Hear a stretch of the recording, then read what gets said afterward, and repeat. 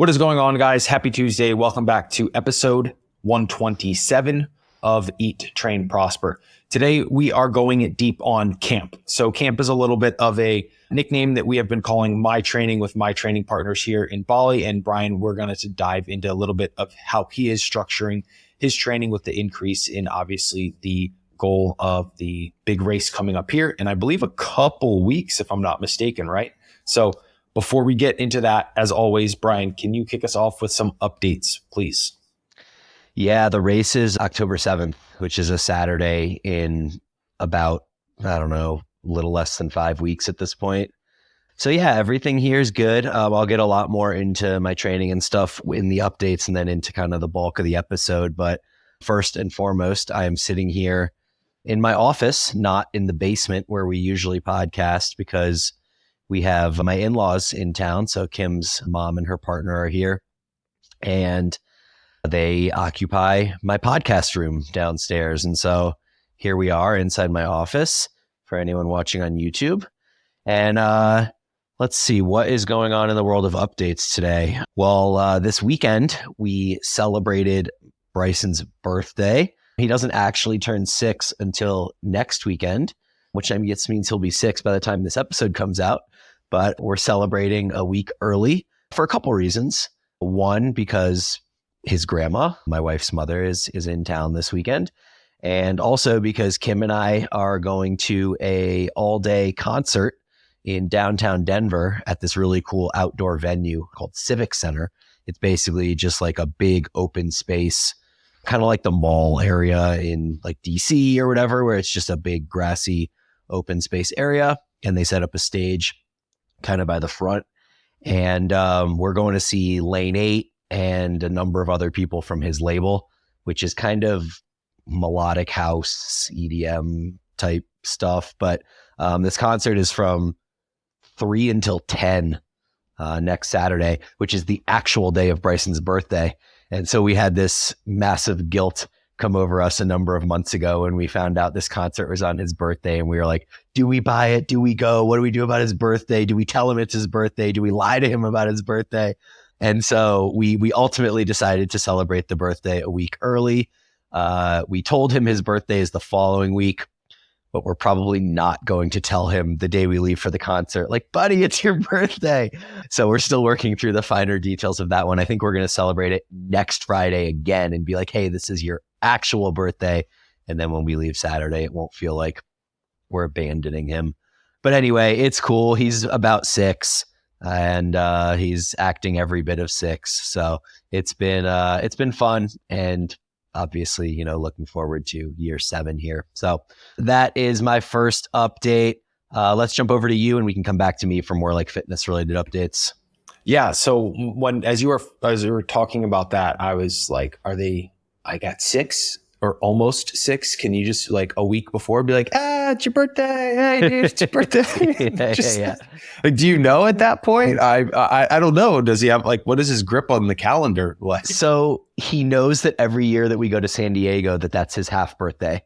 So he gets that like the end of winter is his half birthday. And then he knows that his real birthday is shortly after my birthday. And so we just celebrated my birthday the week before when I went up to Breck. And so he knows that his birthday is on the horizon. Yeah. But he doesn't know the exact date. And grandparents have tested him. They've been like, buddy, when's your birthday? And he goes, soon, we've told him so many times, September 9th. And he still is just like, I don't know, Yeah.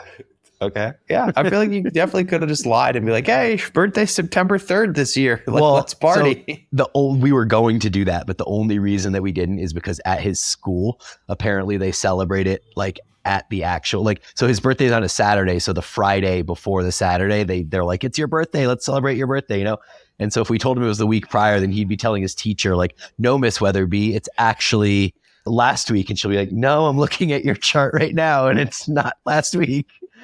Yeah. Okay. That's probably, sounds like you guys have it under control. Yeah. Thanks for the advice though. I mean, that was purely curious actually. Yeah. No, I know. I guess biggest one for me, new low on the diet today, 206.9. So that officially marks, just over 10 pounds down. What I am most excited about in my kind of note here, my last like proper diet, which is essentially 2 years ago, 2021. Last year, I never really went through an off season, quote unquote. And I kind of just fucked around in the winter and then, wasn't too happy about things once I did get lean. But my last like official bulk before this one, I started the diet at 207 and I was looking like quite sloppy comparatively to what I look like at 207 right now. So that has me like very, very excited. Yeah, I remember you saying last year in the podcast that you lamented a number of times that you felt like you just wasted a year, and for like a variety of reasons. But that's really cool that despite the training age that you have and all the experience, that you can literally kind of reinvent yourself in this year via like going up properly and then coming down properly, and that 207 ends up looking completely different.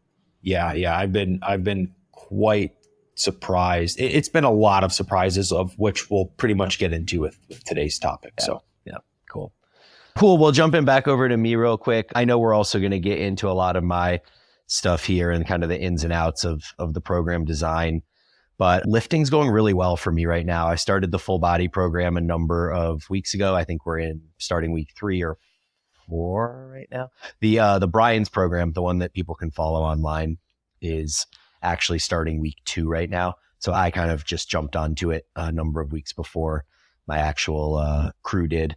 But I think I am starting week 4 right now. And it's been nothing short of a revelation for me to cut training frequency down by using this full body approach, because it's allowed me to continue to get the frequency of hitting each individual body part area every 3 days or so, while not doing so much work that I feel myself sliding into recovery debt in any way. And so I'll go into the details of the program a bit more as we get going, but it's been really, really nice. I feel like whatever sliding, in quotes, negative sliding that I was doing in my lifting and the split routine that I was using, it seems to have corrected itself, or at least stalled the decline by switching to this full body approach. So I'm really amped on that. And then that has allowed me to even put more time and energy into the cardio as we get closer to the race here, and kind of work on optimizing my last few weeks. I don't want to call it a taper, because the taper is going to be what I do the last 7 to 10 days, but there's certainly a plan that I have in accumulating miles and then having recovery, and then accumulating miles and recovery, kind of like this, much very similar to periodization for hypertrophy, where you build, and then fatigue rises and you take a deload week or whatever, and you kind of build again. And each time you build, you try to end up slightly higher than where you were at the end of the prior build. And so that's been cool. And with the cardio, I really, really, really like starting my weeks on Mondays with my longest ride of the week, so that it just sets everything up right. And I feel like I'm not cramming or rushing to get the rides in through the remainder of the week. And so yesterday was Labor Day, but I was able to kind of work it out with Kim that she would give me the time to do my ride that I would usually do when the kids are in school. And in fact, yesterday I did my longest ride yet. So I hit a little over 42.5 miles. I did all sorts of different terrain. I was all around Boulder, mostly dirt and gravel, a bit of pavement. Really tried to emulate what the race is going to be. So the race on October 7th is 50 miles with 2,300 feet of vertical. And I did 42 miles with 1,700 feet of vertical. And so I think the equivalence was really close. So I think that I should be able to keep a similar pace and effort level along the way to what I did yesterday when I do the race in a couple weeks. And so this was really the first one that I did that was both long and had a lot of climbing in it. Whereas usually I'll go long or I'll do climbing. And so this was kind of cool to feel that, emulate that, and realize that I'm good. Like I could have easily gone another 8 miles. And so I feel ready, and just kind of excited with all the kind of adaptations that I've noticed over the last year, but specifically in the last 3 or 4 months as I've began ramping volume up, and actually hit my biggest week yet last week at 171 total miles, which kind of blows my mind. But anyway, that's my updates. So toss it back over to you. I don't really have any updates before we get in, but I did have a question for you that I thought of. With obviously just the duration of these rides and that sort of thing, have you adjusted any of your like caffeine intake or caffeine supplementation with the longer duration of these rides? As that is, I mean, these types of situations of the type of training you're doing is where a lot of the caffeine supplementation research actually comes from.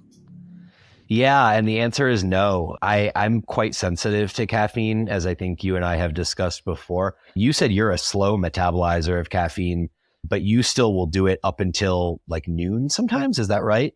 Or what's your cutoff?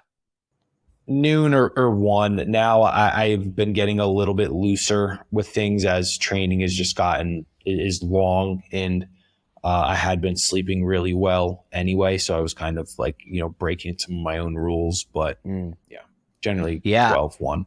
I pretty much only do it in the mornings, and I'm like really early, like 6, 7 a.m. when I wake up. I'll take 200 or 300 milligrams of caffeine, and then I won't touch it the rest of the day.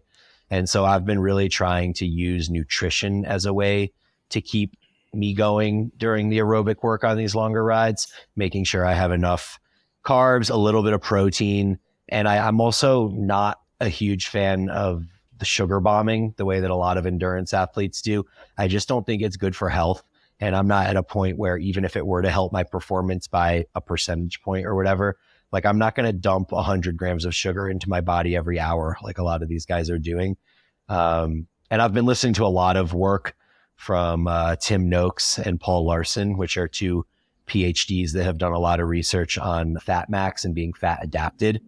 And they actually are huge fans of not really eating carbs at all. They're much more like keto-ish, paleo-ish type approach. And so on their podcast, on Paul Larson's podcast, he had a guy on who rode in a boat all the way from San Francisco to Hawaii without having a single carb. And so he literally just ate fatty foods and fish and like different nut butters and stuff like that to keep him going for 45 days. And so their advice on that podcast, which is kind of what I've been using quite successfully, I think, is that, you still, if you're doing a race or you're training for a cardiovascular event, like most people do still need carbs. Like at some point your glycogen tank is going to empty, and the process of gluconeogenesis, turning other things into usable glycogen for us, is such a difficult, arduous process. Inefficient. Right. That what they were saying is like, make sure you've eaten enough food leading up to it so that you're not going into the event already depleted. But then once you're in the event, something like 20 to 30 grams of carbs per hour, as long as it's not like an ultra endurance event, it should be fine to sustain you. And so that's the approach I've been taking, about 25 grams of Gatorade powder per hour, along with a little bit of whey protein. And that's been great for me. So I don't intend on changing that here at this point. I mean, like this race I'm doing, I'm expecting to be about 3.5 hours, maybe 4 at the most. And I just don't see that my body's going to completely run out of ability to have supply of nutrition, especially because I'm going to be riding at a pace that should use some fat for a bit along with the carbs. So I'm not just going to be at high intensity for 4 straight hours where my entire nutrition is going to, or my energy is going to need to come from glucose. So anyway, that's the approach there. Yeah. And not to kind of derail us, but I think that's something that, since people talk about, and I know you and I won't say we're necessarily guilty of talking about it, but it's things we've talked about. It oftentimes gets like or like misapplied or extrapolated to populations that don't need it. For example, I was having a conversation with someone who was like, what should my intra workout be? And I had to be like, not rude, but be like, hey, like in all honesty, like we're 30% body fat. Like you don't need fast digesting carbohydrate. Like right. You don't need it whatsoever, sort of thing. And then I think there's a time and a place, but it needs to be like necessity based, and in many times if you're training 30 minutes or something like that, and if it's not first thing in the morning, or if it's your body fat is above that threshold, that we just want the basics. We need to drill the basics sort of thing before you need pre-workout, supplements and intra-workout carbohydrate sort of thing. I mean, you have plenty of stored caloric base in your body that you can free up to use as energy. Yeah. And so yeah, I'm in the same place. Like, my goal is go into each ride with a full glycogen tank. So I eat a decent amount of food the night before if I'm going to ride in the morning.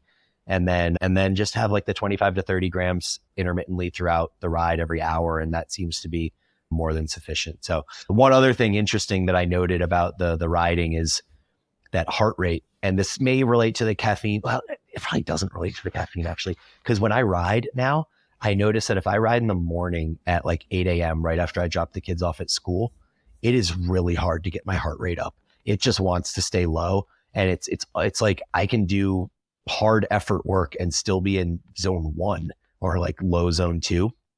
But if I bike ride after lifting or later in the day when I've had some movement and, gotten my heart rate elevated in some other way, then I go to bike and it's like, I can't keep my heart rate down. And so it's the dichotomy between those is quite interesting to me. It's like with a lot of effort, I can barely get it above 130 in the morning. And then with no effort, I can barely keep it below 140 in the afternoon. And so I don't know, I'm curious about other cardio athletes as well. It seems like it would make sense that it's that way, as I notice my resting heart rate also rise throughout the day. Like, it'll be 38 or 40 in the morning and then, 46 or 48 in the evening. So maybe it just follows that pattern. But I thought that was interesting. And also, I guess on the topic of the caffeine, it's interesting that I take my caffeine in the morning, but I still can't seem to get my heart rate up in the morning. So anyway, it's just interesting. Yeah, that is interesting. Actually, maybe one of the listeners has some input on that, because I definitely do not. All right, cool. Well, let's jump in.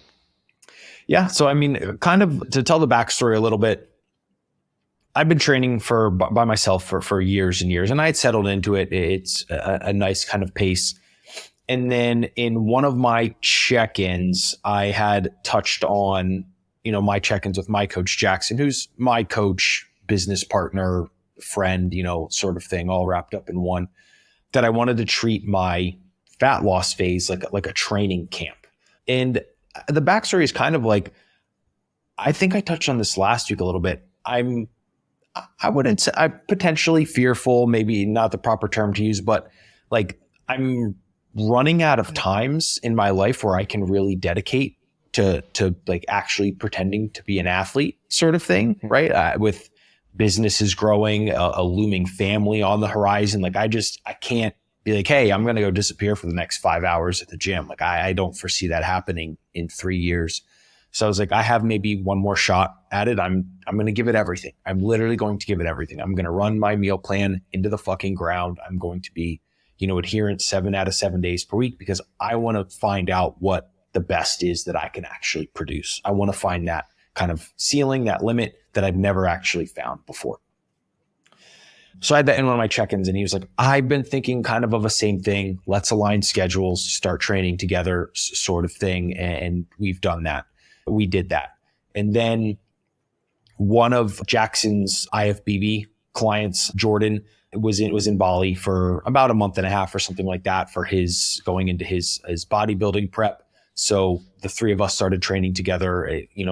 Camp added one more, and then another guy, Cade. Again, he's competing, and they're both Jordan and Cade are competing in the I guess season B is what I believe it's called in Australia. So they were both in prep too. So it was like a nice little crew of everyone has, we meet up for camp, train, and that sort of thing. And that's really what kind of kicked it off. And the real structure of it is on training days, we have, 2 to 3 hour training session, and still on that kind of approximate 12, 13 day training rotation. And then post training, a little bit of like, I might hit the treadmill for 10 minutes, something like that.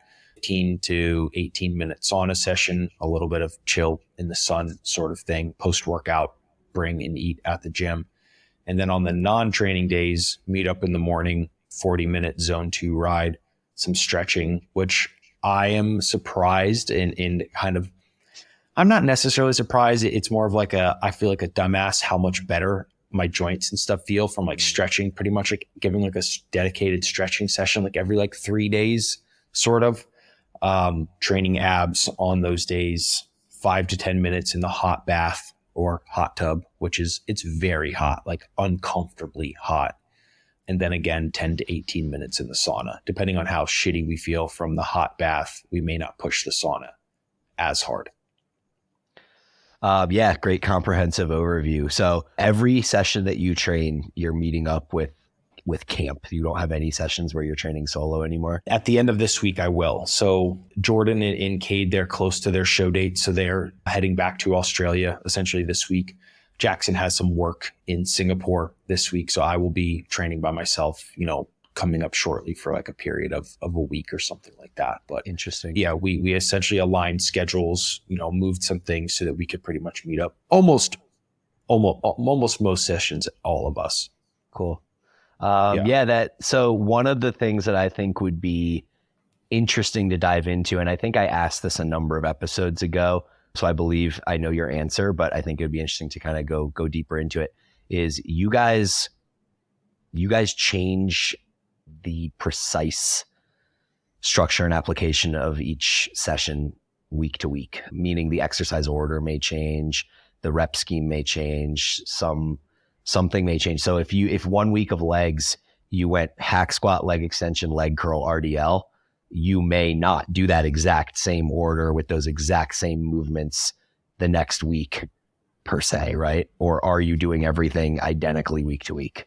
Trying to create things identically week to week. Some things may change. The primary gym that we're at here doesn't allow any kind of recording or camera or videographers, anything like that. So if we're like, okay, we need to get some content for upcoming projects or whatever, we'll go take a day to a gym that will allow us to record in there. And then we may need to swap some things of like, okay, this gym's hack squat sucks, so we're going to use the pendulum squat instead. But mostly try and keep things very like exercise order and stuff all the same. Okay. Well, I feel like that's a deviation from what we discussed prior. Maybe that was just because camp was beginning then and you were just kind of getting in the groove and there were like different people kind of popping in and, trying to emulate or trying to accommodate other people's routines or needs or whatever. But I feel like initially you were saying, 1 week we might start with leg extension and 1 week we might start with hack squat or, whatever.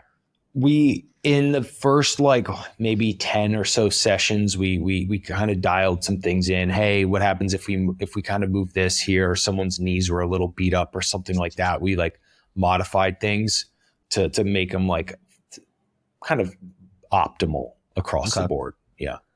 Interesting. Well, where I wanted to take the conversation, assuming that you were going to say that you guys were switching things up a lot, is how interesting that is, because we have always been so like analytical and data driven and always trying to make sure that diagnostics are clear in when we train. And so I was going to kind of take this route of this theoretical idea of hypertrophy being so forgiving that, there are many roads to Rome type idea. And, hey, it doesn't exactly matter if you start with hack squat or start with leg extension or what leg curl machine you use or whatever, because at the end of the day, muscle only knows tension. And thus, as long as you're working hard and you say, go back to that same machine a month or two later, and you can see that in a month or two that you were better than you were a month or two prior, then, hey, now you have data and everything's working. So obviously this conversation isn't quite the same, given that that's not exactly what you're doing, but I still want to throw that over to you and kind of get your sentiments or thoughts on this idea of dedicated, precise structure and replication versus a little more freedom with your training setup. Yeah, I think that is something where training solo versus with one or more other people, that difference is much more impactful. When you're training by yourself, right? And you're like, okay, last week I did 8 reps, and I want to make sure that I am providing as much, if not more, of a stimulus so that I can, create the adaptations, etc. It's really important to have those settings correct so that you can gauge one-to-one, right? Because what might happen is, hey, last week I did, let's say, 90 reps for 10. This week I come in and I'm like, oh man, 80 feels pretty heavy. I'm just going to stick with 80. And you do 80 reps for 10. If you didn't have that logbook, you wouldn't know that you're literally shortchanging yourself like whatever 9% or something like that. Solo, that matters a lot. Where I think it can be different with training partners is because you're going to have someone else pushing you. It's very infrequent in camp where I call my own final rep. Like we kind of have a structure of like an order. So I'm always going first, right? That might be because I'm the fucking weakest, but it is what it is, right? I'm going first and leading. So Jackson is usually like spotting me. Yeah. He will call most of the times when my sets end based off of his, assistance on my assisted reps past my own concentric failure of, my own under my own volition sort of thing. Yeah. Yeah. Very interesting. So another thing I wanted to kind of bring to the table here is the idea of fatigue in hypertrophy training, and specifically as it relates to RIR, reps in reserve. So it wasn't so long ago, maybe 2 years ago or so, where the evidence-based space was in this place where volume was the main driver of hypertrophy, and using RIR, being 2 to 3 reps shy of failure, was seen as being pretty equivalent to going to failure, or even if it wasn't equivalent, it was equivalent on not a per set basis, but on a total volume basis where, 5 sets of 2 to 3 RIR might be the same as 3 sets to failure or something along those lines. But the general sentiment in the industry was along the lines of, hey, you should use RIR because you can do more volume that way. And then obviously the pendulum has begun to swing the other way with the meta regression from Robinson and colleagues, and just kind of general swaying of the influencer scene across social media, I think, has been pushing more and more to the idea of failure being something that's beneficial and probably not as fatiguing as we thought that it originally was on a set-by-set basis. And so you now are, well, backtrack a little bit. 2 years ago, you were very much in that RIR camp. You were doing high volumes, 4 sets of different leg movements to, 3, 4, 2 RIR, whatever it is. And you've gradually shifted your way to doing more stuff to failure. Before camp, before Jackson was your coach, you had already started lowering volume and increasing intensity. But now it seems like with camp, you guys are taking this thing to an entirely different extreme. I mean, it looks like every set you do on Instagram has forced reps now. Somebody spotting you to help you get additional range of motion or push through sticking points and stuff like that. And so what have you noticed? Like, you're in a caloric deficit. What have you noticed about this, and what can you share with everybody about that? This has been, I would say, one of the biggest eye-opening things. You are so much more capable than what you think if you are managing other factors in your life wisely, right? And I'll list some of these off. There is no alcohol in my life. There is no, I was up till 2 a.m. and I only slept 3 hours sort of thing. My nutrition is absolutely dialed day in and day out. I don't miss meals. I don't have off days. Like that is dialed sort of thing. Those are big, important ones, because if you have a day of like, hey, I trained legs really hard, then I went and drank and only slept like 3 hours or something like that and missed, my 3 meals or 2 meals, like, you're going to wake up in a world of fucking pain with DOMS sort of thing. But what I found is I've adapted very, very adequately to taking every single set to failure, past failure with 4 reps sort of thing. I am recovering very, very well. And I do have to say that this is purely, my conjecture and anecdote. I do think the sauna has improved recovery capacity. I am in the sauna at least 15 minutes every single day. It is a very, very hot sauna at 85 degrees Celsius, which is about like 175, 180 Fahrenheit. Like it's very uncomfortable. 15 minutes, 15 to 18 minutes every single day. Yeah, And that's I think, 185 degrees. I just Googled it. It's hot. It like burns your nose and you have to start breathing out of your mouth, which is like one of my least favorite things in the world, but you have to do it sort of thing. Yeah.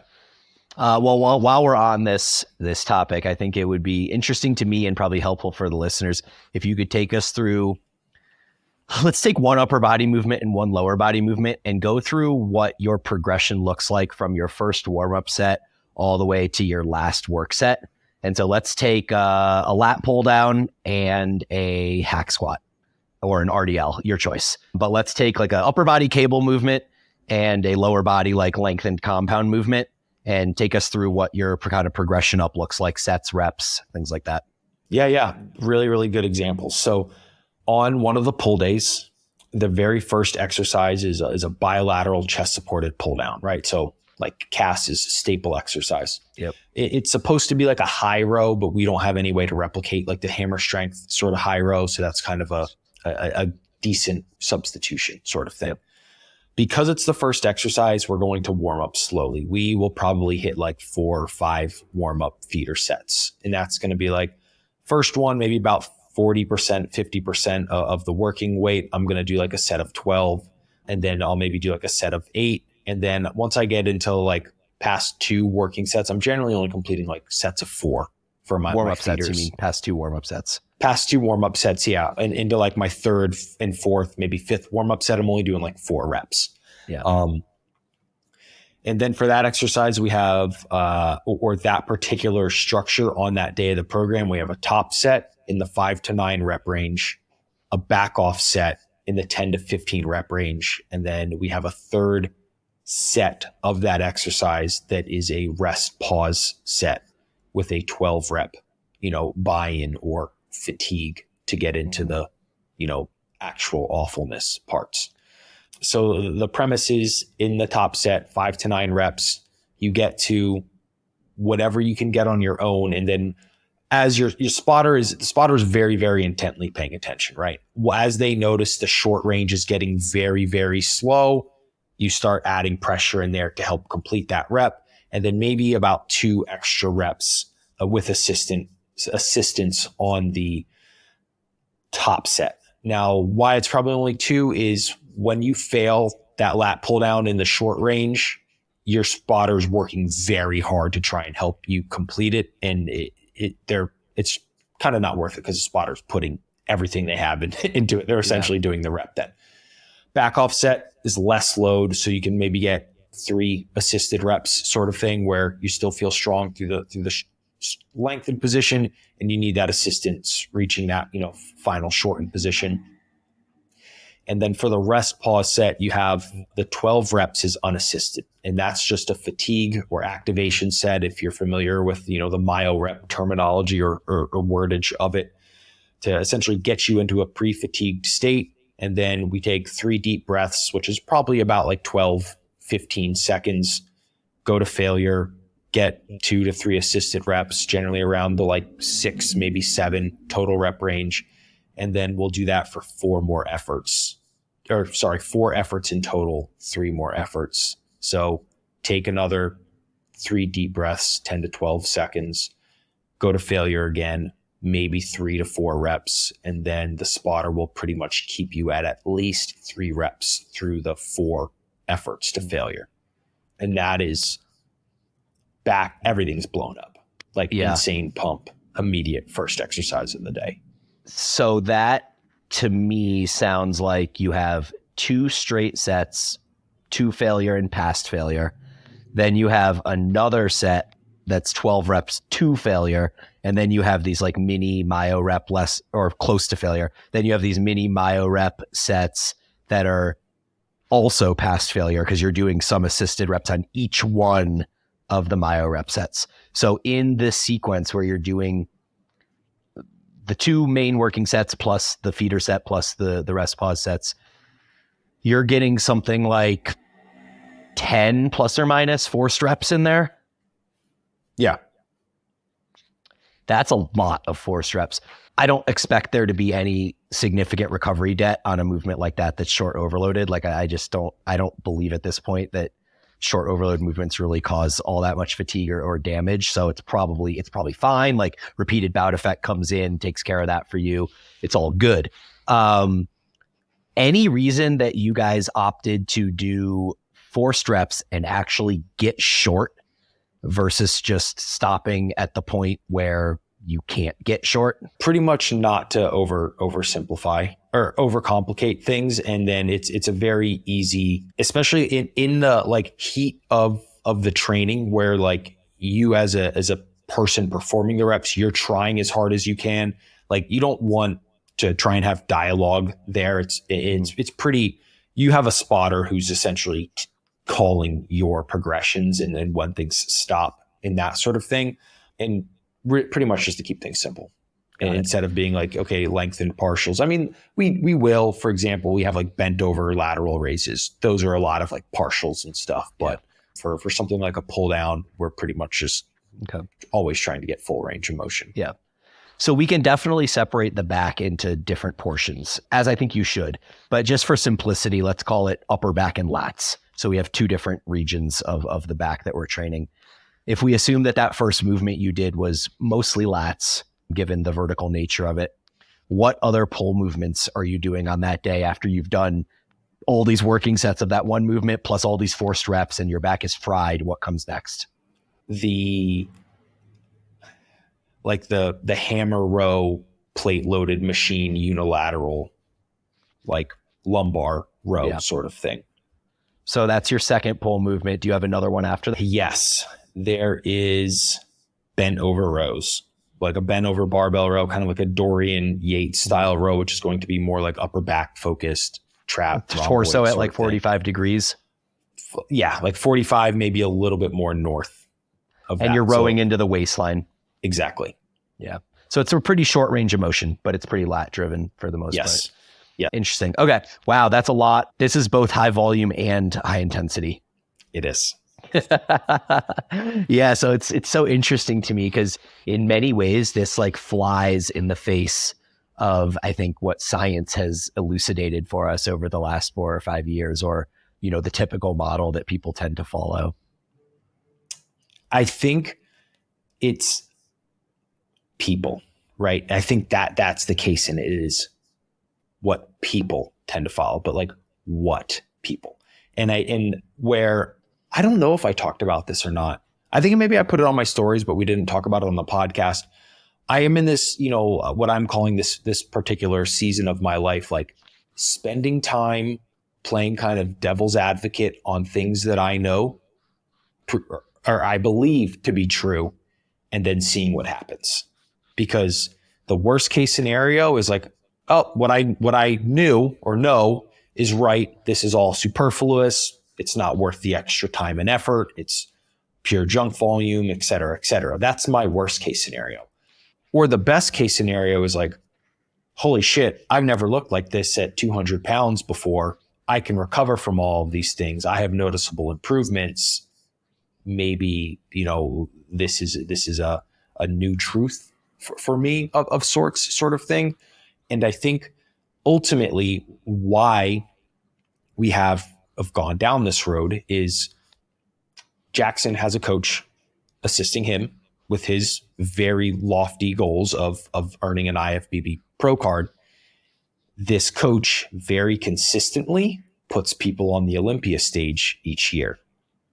And it was like, this is your training sort of thing.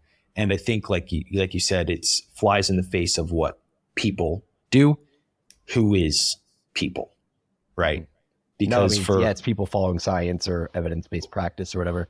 Yeah. Has there been any discussion amongst you and Jackson at all, or any semblance of this idea that training maybe should be different between those that are enhanced and those that aren't?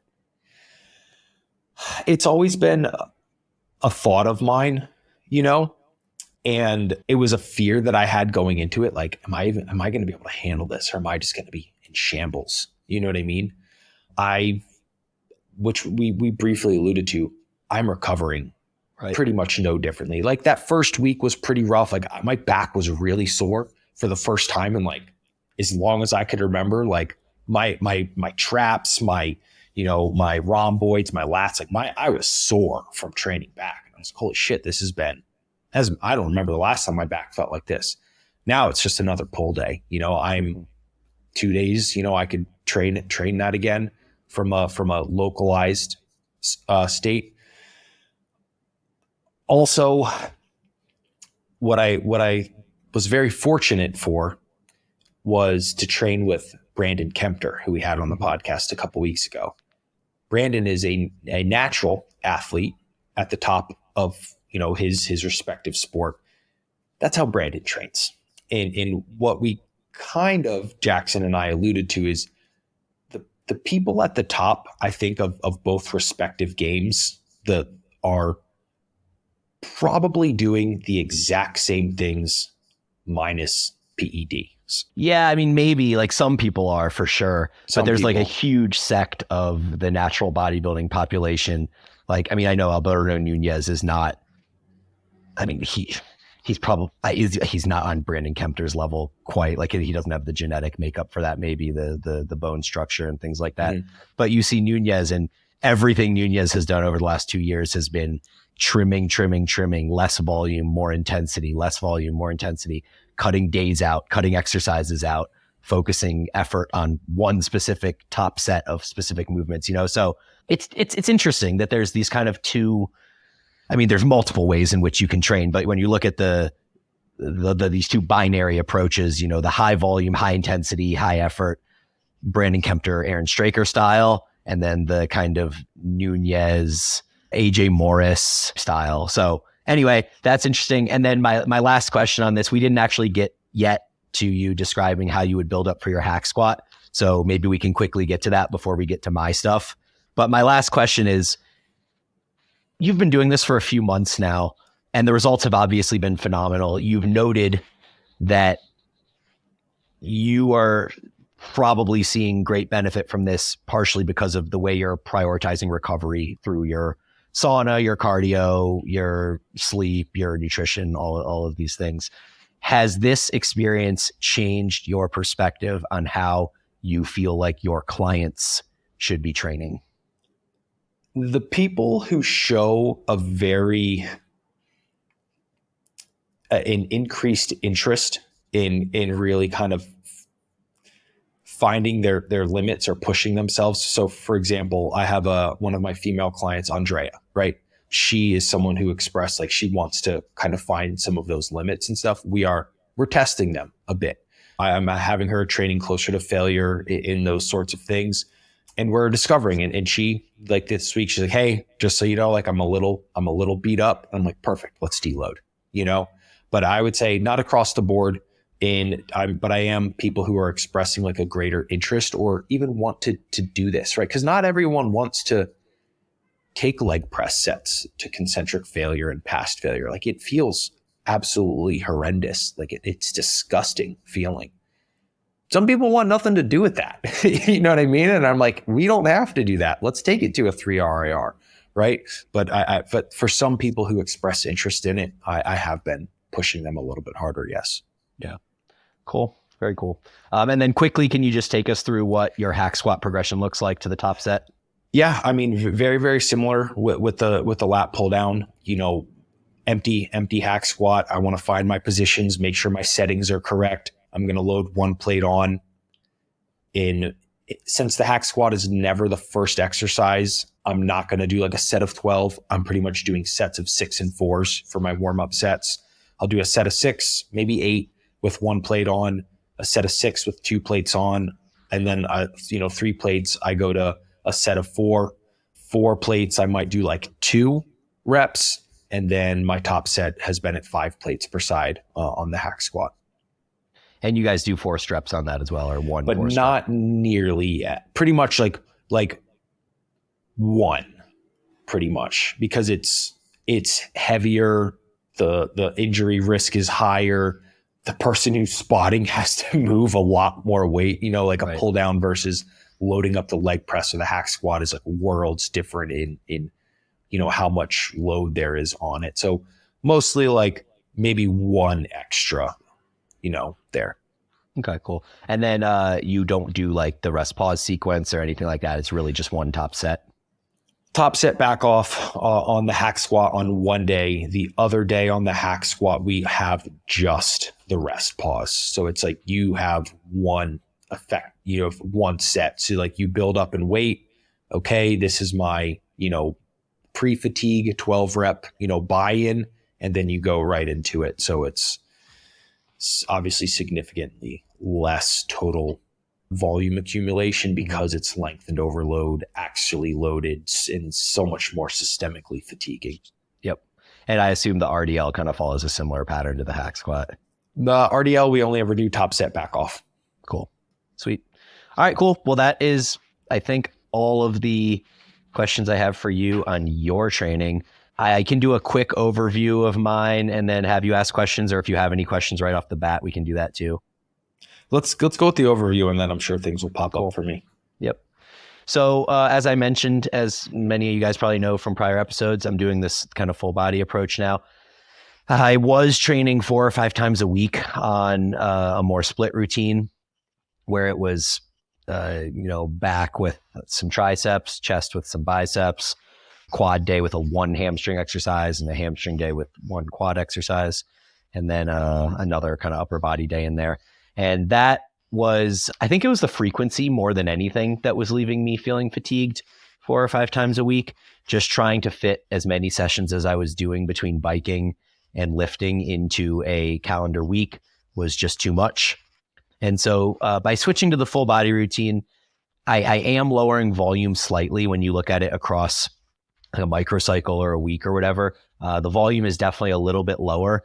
But the main thing that I think is helping me is the frequency more than the volume, because what I'm doing right now is I'm allowing myself the freedom to train pretty much every 2 to 3 days. So I don't often find myself actually doing Monday, Wednesday, Friday. It usually ends up being something more like Monday, Thursday, Sunday type thing. And then I'll start again on Tuesday or Wednesday. So in most cases, I'm training every 3 days. Sometimes it's every 2. Really depends what I'm doing with my biking and how my recovery is feeling. Like, for example, I have one day on the full body program that has safety bar or back rack reverse lunges. And I've only done that for 2 weeks now. I'll be doing my 3rd session of that today. And that one tends to get me pretty messed up in my glutes for a few days that follow. And that's the only exercise in the entire full body program that is actually causing me to get sore or feel any fatigue at all, because the structure by which I'm using to kind of build up and get to my weight is that I'm doing about 4 sets per exercise, but that is the entirety of the amount of sets that I'm doing. So taking an example of, I'll use similar examples to what you did. Like, we have a lat pull down, and the first set might be 12 reps with 8 or 10 RIR. I mean, I could have done 20 plus reps, but I do 12. It's a warm-up set, nice and easy. Second set might be like 6 to 8 reps at 5 or 6 RIR. So it's just starting to kind of stimulate the nervous system and get it ready to go. The third set probably would be 2 to 3 RIR for 6 to 8 reps again. And then the final set is to the house, basically to failure with partials, et cetera, et cetera. And so that is one top set. But when you actually look at those 4 sets from like what would be an effective reps model, the second to last set also probably has like a few effective reps in there as well, if you're going to 2 to 3 RIR. And then, the same model extrapolates out to something like a hack squat as well. The difference would be that on those bigger movements, I don't ever touch like a 12 rep set. Pretty much every warm up set is going to be between 5 and 8, 6 and 8, something like that. And it'll just go something like 12 RIR, 7 RIR, 4 RIR, and then failure. So in that case, it's probably less effective reps, but it's much more demanding. You get one top set to really leave it all out there. And the structure has 1 exercise per muscle group per day.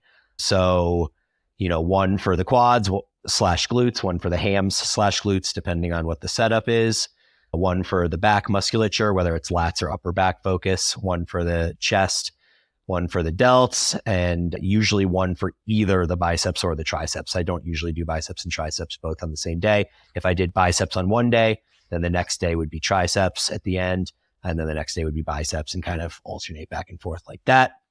And yeah, I think that's enough kind of basic information on the lifting side of things. Anything to kind of question there, add in?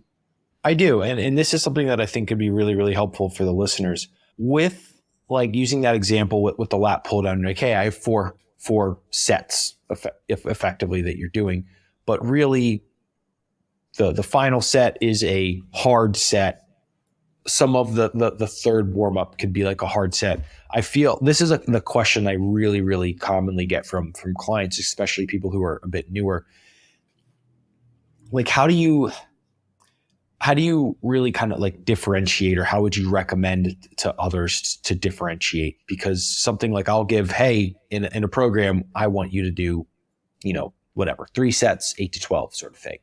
And they're like, well, how many warm-up sets should I do? Or like, does this include warm-ups? And I'm like, no, these are hard training sets. And they're like, well, how many warm-ups? Well, that depends, like probably 2 to 4 ish. Like, well, how many reps do I do on the warm-up sets? I'm like, enough to get you warm, probably not more than 20, no less than 2 sort of thing. And so I guess with that, like, how would you kind of recommend that verbiage, or recommend people to kind of step through that in if their programs they're building themselves, or if they're following, Bryan's program? Does it explicitly say? Yeah. So when I write in the programming, I'll usually write what I want the approximate reps from failure to be on each set. And so granted, when you're looking at something and you say 8 RIR or something like that, I mean, that's an ambiguous umbrella term for, hey, just don't work too hard, but like, it shouldn't be a walk in the park either. I mean, 8 RIR on a hack squat is I mean, if you do 8 reps of hack squat and you could have done 16, it's not like those 8 reps are going through the motions doing nothing, but they're also not challenging to the point that you have to like really focus and turn on your like heavy metal music or anything like that. So for something like a hack squat, I usually will write, it would go like 8, 5, 3, 0 RIR, or 8, 5, 3, 1, or something along those lines. And so that's really just a general example of an ascent of effort across.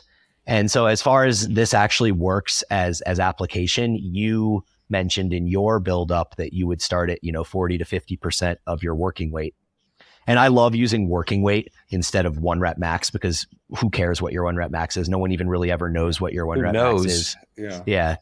Every time I've ever used those things, it's completely fucked me. Hasn't not even close. Yeah. No, I'm a huge anti-percentage person. This may actually be a topic episode that we can go into, because I get this question a lot in the Paragon group about why we don't use percentages in training. So that might actually be like a really cool topic to kind of go deeper into. But so what I like to do generally is start with 50 to 60% of my working weight. And so on my hack squat example, I working weight above 500 pounds. And so my first warm-up set is usually somewhere between 250 and 300, around that like 50 to 60% number.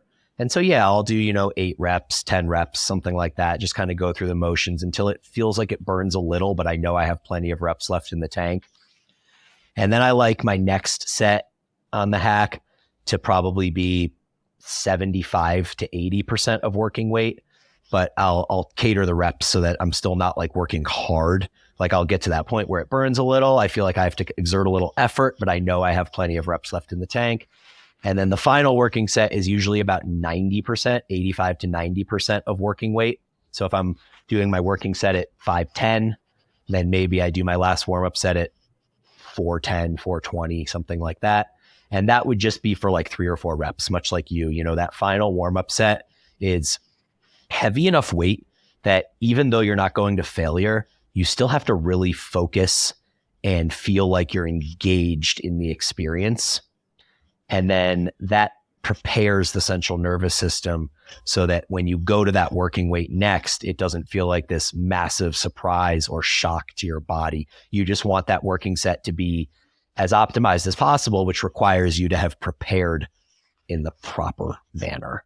So that's the way that it would go for some big movement like a hack squat. And I did say that each exercise gets 4 sets, but the truth of the matter is that big exercises get 4 sets, but something smaller like a dual cable lateral raise, which is one of the movements in my program, or like a cross cable tricep push down or something like that, there's no use for me to do 4 total sets there. It will be 3, and it'll be 50% of max, 75% of max, or not max, of working weight. So 50% of working weight, 75% of working weight, and then working weight.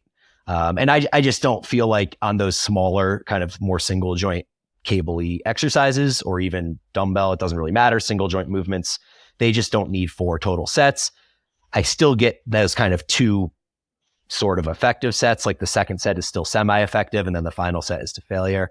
And so, yeah, that's been the approach in pretty much all of the movements that I do. And then the other one small caveat in the setup of this full body routine that I'm doing, and I don't know that everyone in Bryan's program can do this because a lot of them are working out in commercial gyms, but I try to do at least antagonistic movements. So I would either pair like hack squat with leg curl and just alternate those sets back and forth so that I'm not resting 5 minutes between hack squat. It would be like 2.5 and then leg curl and then 2.5 and then back to hack squat. And if I can arrange it in a manner, I'll do a 4 exercise circuit where it might go hack squat, leg curl, chest press, pull down. And so now I have 4 movements, and now I can take even less rest between each. So it might be like hack squat, 1.5 minutes, leg curl, 1.5 minutes, pull down, 1.5 minutes, chest press, and then back to hack squat again. And I would not have been able to do that last year. So this is one of the most interesting things about instituting cardio into my program is that structure. I tried to do a full body routine, I think either last year or the year before, and I could not get through it because I felt so fatigued and crushed from training that much of the body at the same time. And now via the cardio and the increased work capacity, it literally doesn't bother me. It doesn't faze me. I'm able to go from movement to movement, not feel like I'm dying. I'm recovering quickly between exercises. And it's allowed me to be much more efficient in my training. So this full body routine that would have taken me 90 to 120 minutes a couple of years ago, I'm now getting through in 60 to 70 minutes most days. So that's been really, really nice as well. That's something that I've noticed from the additional cardio that I'm, incorporating 3 to 4 times per week. I'm just okay. Like I'll do this, disgusting set and my heart rate's obviously super, super high, but I'm like ready to spot someone, the next person within like 15 seconds. Like, Yep. And that's been one of the very positive adaptations I've noticed of the cardio is like, I'm just, while I still feel highly fatigued from a cardiovascular standpoint, like I am okay. Yep. No, and it feels great too. Yeah. I feel like the SFR of daily life has gone down. So every single thing that I do requires less energy from me because my body is just more cardiovascularly fit and has more work capacity. So even something as small as like walking the kids to school, walking them back, driving to school, driving back. Like sometimes in the past, I'd be like, oh, I'm so tired from that hour of driving the kids around or whatever it is, and now I get back and I'm good to go. And I think I've used this example before, but Bryson would get home from school at 4 p.m. and most cases in the past, he'd be like, Dad, let's go do this or do that. And I'd be like, oh man, I'm so tired. It's been a long day. And now he's like at 4 p.m. he gets home and wants to go do something. And 90% of the time I'm game. I have the energy to do it and I'm ready to go. So that has been the biggest revelation for me when it comes to actual things that I've seen impact the quality of my life from the cardio. And so that kind of just brings me quickly to wrap up into the cardio stuff. And obviously I'm taking it to extremes right now because I have this race coming up in October. But man, it's been really cool figuring out how to fit the cardio in around the weights so that I can, to say optimize both would be the wrong way of saying that because I'm definitely not optimizing lifting and possibly not optimizing cardio, but I'm doing the best that I can to optimize the cardio along the lifting at the moment. And so it's been really cool to fit this structure in. And I have found a rotation of 3 or 4 different cardio sessions that I'll rotate through over the course of a mini microcycle, where I'll have one long ride that's usually not extremely intense. It's much more about like zone 2 and just sustaining, building the aerobic base. And that's sort of what I did yesterday, although I had some intervals in there as well. Usually that long ride is just steady so that it doesn't cause a ton of fatigue. And then the next day after that, assuming it's not a lifting day, will be some sort of higher intensity interval work where I'm climbing some hills or doing something to get the heart rate up into zone 4, zone 5 for extended periods of time. What I've found on these interval days is that the studies have shown that time in zone is the most key metric. And so between zone 4 and zone 5, that's your time in zone, which is going to be above your second lactate threshold. And for those that don't know, we can talk about lactate thresholds another time. But basically, you become very anaerobic when you're above the second lactate threshold. And so generally, I'll want to accumulate 30 to 40 minutes time in zone above lactate threshold when I'm doing an interval session. So that could be like 4 10-minute intervals. It could be 6 5-minute intervals. It could be 10 3-minute intervals. I mean, there's a number of different ways that you can kind of arrange that, with the idea being that you spend about 30 to 40 minutes time in zone for those interval workouts. And then those are really hard. I mean, they're hard in the moment, but they also have a bit of recovery debt accrued as well, specifically in the legs, but just the system as a whole. So then the day after the hard interval workout is almost always a low, slow, and relatively short zone 1 kind of recovery workout. So I'm just kind of spinning the legs out, getting some recovery in, flushing lactate out of the legs, et cetera, et cetera. And then the day after that will either be a repeat. So we'll start kind of back at the beginning, or I'll take like a rest day, maybe lift, and then start that microcycle over again. So each microcycle of cardio has one like really long day that works on the aerobic base, one more intense interval or hill climb day, and then one kind of shorter, like 45 to 60 minute, slower recovery style workout where my heart rate doesn't get above 130 and I just kind of focus on that. And so those are kind of the 3 workouts I've been doing. And then sometimes I'll throw in a 4th that's more of like a high-end zone 2 threshold workout. So still below the first lactate turn point where I'm still mostly aerobic, but it's kind of pushing that limit of aerobic. And those workouts usually end up in that like 60 to 75 minute range. So yeah, that's kind of the rotation there. And I feel like that's mostly going to stay over the course of these next few weeks. My plan as the race approaches is to build volume and intensity up until about 10 days out. And then in late September or the first week of October, essentially taper like a power lifter would do. But a taper for a cardio event is a little bit different, because if you're tapering for a sprint, then you don't really need an aerobic base. You're more just tapering fatigue so that you can sprint as hard as you can go. When you're doing an event that's 3.5 or 4 hours long, or even longer, you need to keep volume up. You need to taper intensity, but you can't stop doing volume. If you go 1 week where you're not getting significant volume on the legs, you're going to show up to that race after 5 to 7 days of not really pushing yourself too hard, and your legs are going to feel heavy. They're going to cramp really quickly, and it's just not going to be super smooth. And so the general approach to taper week on a more endurance style event is you dial back all intensity. So you're not doing anything where your heart rate is getting into like zone 4, zone 5, but you are continuing to do kind of higher volume, slower rides in the like 60 to 90 minute range, where you're just kind of spinning the legs out. Maybe some zone 2, maybe some zone 1, but kind of just a mix of being on the bike, getting the work in, but not really causing a ton of fatigue. And then when you show up on the day of the race, I mean, you're talking about a 4-hour race. No one's going gung-ho 100% off the starting line. Like you realize that you have 4 hours to go. You're going to start at a steady, consistent pace.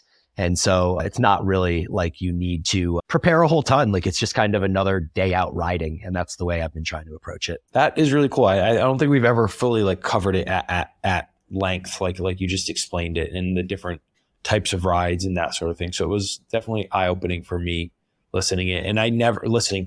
And I never would have expected, again, because I'm just, purely ignorant to these things, that taper would be of that specific approach. But as you were explaining it, I was like, yeah, makes total sense.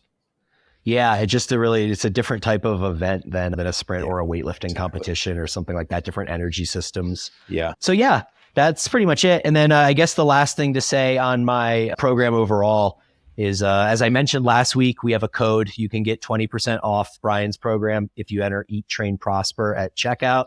And then I did make a note in Bryan's program, given that I understand that most people following my program are probably not going to be doing the cardio in the manner that I'm doing it, at the volume that I'm doing it.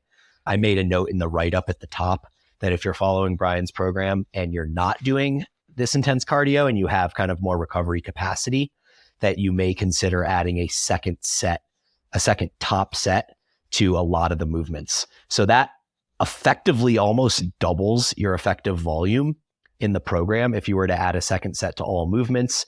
So maybe you don't add a second set to all movements. Maybe you add it to the movements that are less damaging for you or the ones that you want to prioritize more, etc. But I do think that there is room for manipulating volume and effort within the framework of this full body program for those that want to follow what I'm doing, but aren't necessarily doing the total volume of cardio work and they still want to get more out of the lifting portion. I think you would have no problem recovering fine if you added a second set to many of the movements in the program. And so that's part of the write-up, and I think something that you would consider if you're following that program as well. Great additional context there. Bryan, do you have anything on the back end of this one? No, that was fun. I like learning about your training program a little more. Yeah, it's been cool. Like I said, I'm enjoying it. I'm being like, I've turned off the coach brain and Aaron brain, which I normally am doing, and I'm just like along for the ride and just lifting weights and seeing what happens. So I am enjoying it in that regard, and the camaraderie part of it for sure. Yeah, absolutely. I haven't had a training partner consistently for lifting for a really long time. And part of that is because I love training alone and, having my headphones in and focusing. But I do think with the right training partners in the right environment, that could be hugely productive. Definitely. So, yeah. Well, I'm excited to see where you end up and to continue watching Fat Loss Camp kind of culminate here. It's good times. Yeah. All right. As always, thank you guys for listening. Bryan and I will talk to you next week.